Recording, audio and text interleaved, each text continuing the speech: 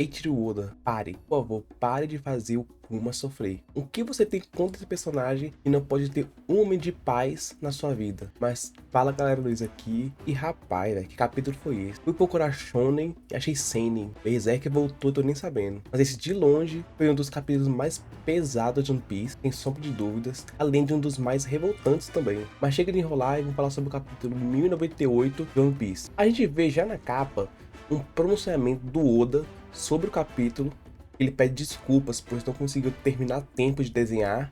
E realmente, ao decorrer do capítulo, a gente vê que alguns quadros, algumas páginas, é só o esboço, só o rascunho do desenho. Mas não precisa se desculpar, velho. O cara precisa de descanso, trabalha muito, tá 25 anos desenhando One Piece, sem parar. O cara tem que descansar. Eu, se eu fosse o Oda, dava uns 2 meses para descansar. Indo para o capítulo, a gente vê que os revolucionários estão tendo problemas por falta de pessoal, de pessoas ou de recursos, por conta disso não consegue enviar reforços para a revolução que está ocorrendo lá em South Blue, e também porque eles estão resolvendo o incidente de Goa e Vino Sabo. Mas a gente vê o Kuma se oferecendo para ir até South Blue resolver isso, essa revolução. Ele pensa em sozinho. E quando o cara chega lá, o Kuma chega puto, mas puto mesmo, poucas ideias. E toda essa raiva do Kuma se dá por conta do sequestro da Guine, que ele ficou sabendo. E a gente descobre o motivo da Guine ter sido sequestrada, pois ela chamou a atenção do Tenryubito. Esse Tenryubito queria que a Guine fosse noiva dele, e por isso sequestrou ele para fazer de escravo. E nesse capítulo, o Oda fez muitos paralelos entre acontecimentos. Por exemplo, nesse vimos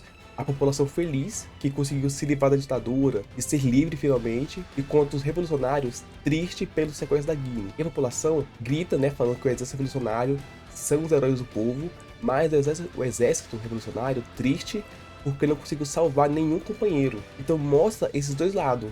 E mesmo ele salvando milhões de pessoas, o fato de uma companheira deles estar sofrendo nas mãos de Tenryubito não faz ele ficar feliz. Então foi algo bem legal do Oda, de fazer esse paralelo. A gente segue para 2 anos no futuro, após o sequestro da Guine. A gente vê a Guine em direção para a ilha de Sorbet, e lá ela consegue contactar os exércitos revolucionários e falar com eles. E ela fala que, por sorte, foi liberta porque ela contraiu uma doença e os Tenryubitos não via mais necessidade para ela. Pra você ver, né, que morrer por uma doença é sorte, porque você consegue liberdade. E nisso, Kuma pergunta onde ela tá.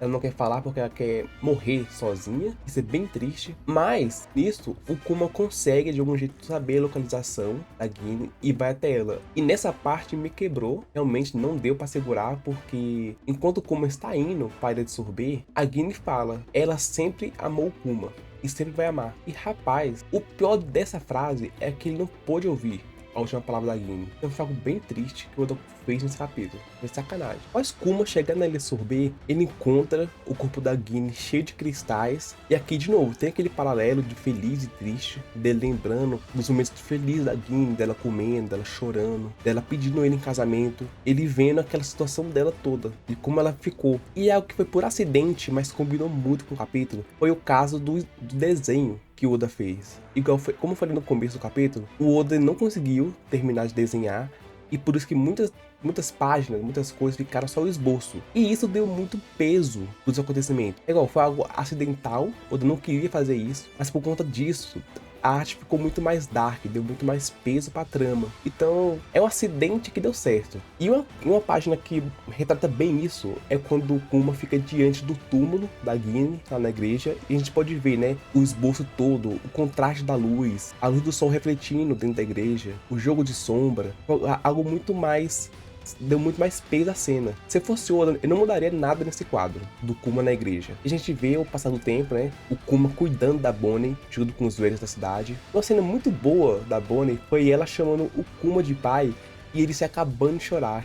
Achei isso muito engraçado, muito comovente. E pela terceira vez, o Oda fazendo um paralelo entre os quadros, que é ele cuida da Bonnie, dá de comer pra ela, e o outro, ele lutando em uma revolução. Aí, enquanto ele dorme com a Bonnie, o outro tá ele treinando com o Sabo. Então fica esse paralelo. Até que o Kuma, ele decide deixar o exército revolucionário, porque infelizmente a Bonnie contraiu a mesma doença que a Guine, então ele prefere ficar do lado da filha dele. E o Dragon, ele fala, né, eu te entendo, pode tá de boa, vive esse arrependimento. Sendo que ele, né, abandonou o Luffy. Mas, tirando isso, a gente vê que o Kuma começou a tampar tudo da igreja, todas as janelas e portas da igreja para não entrar nenhuma luz. E os médicos da ilha do Kuma falam que não sabem o que é aquela doença e que não se parece nada com a doença do chumbo branco, que era a mesma que o Lau tinha. A gente passa por 7 anos no passado, a Bonnie agora tem 5 anos, e a gente vê a Bonnie dando uma surra em umas crianças, porque eles caçoaram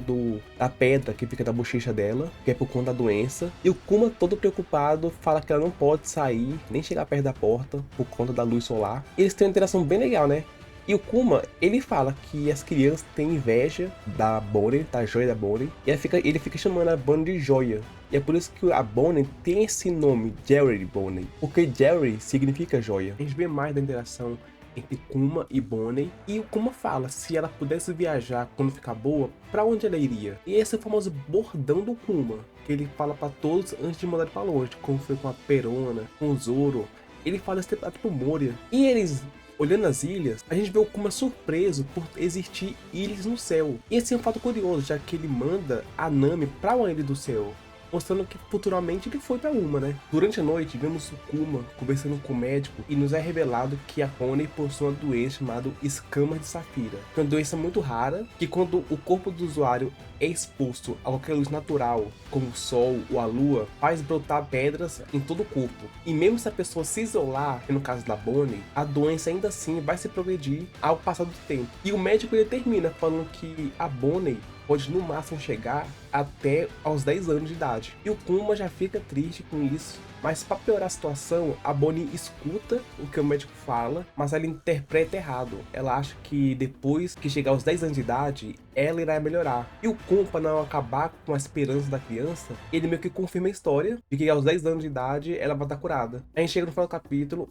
onde os velhos pedem ajuda ao Kuma, pois o antigo rei, Sorbet, retorna e começa a atacar fogo na cidade e a matar a população, assim acabando o capítulo. Bom, sobre o capítulo, foi algo bem pesado, tudo que aconteceu com a Guine, essa coisa da Bonnie ser fruto de um abuso dela com o Terubito, foi algo bem pesado, até para os padrões de One Piece. E isso também de comprovar que a Bonnie é uma criança.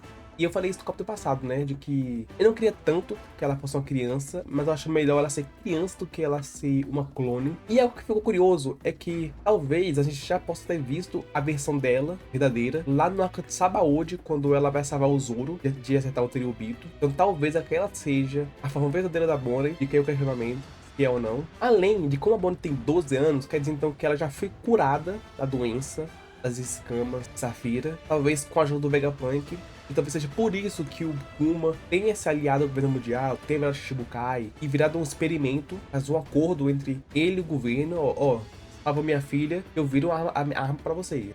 E talvez deve mostrar isso no próximo capítulo, espero eu. Bom, vamos falar um pouco sobre a treta que rolou por causa desse capítulo, que é o porquê o Dragon não fez nada. Depois desse capítulo, muita gente ficou xingando o Dragon, falando que ele é bucha, que ele é uma fraude. E eu entendo, depois que você lê o capítulo, vê todo esse absurdo e vê que o Dragon não fez nada, é condizente com a raiva que a gente tem na hora, mas quando você para, respira e pensa, faz sentido do que o Dragon não fez nada. É só você lembrar do caso do Garp. Com o Garp é a mesma coisa, muita gente ficou com raiva do Garp, porque o Garp deixou o Ace morrer.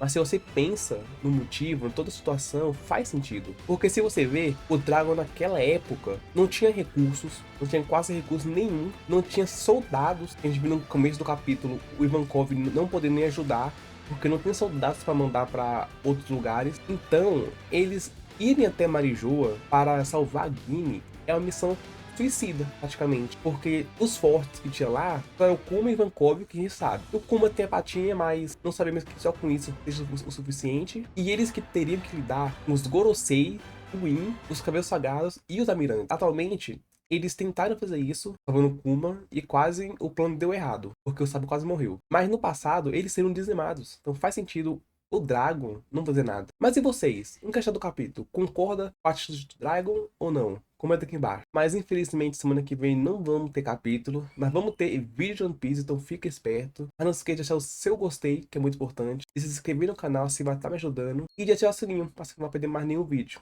Obrigado e até a próxima.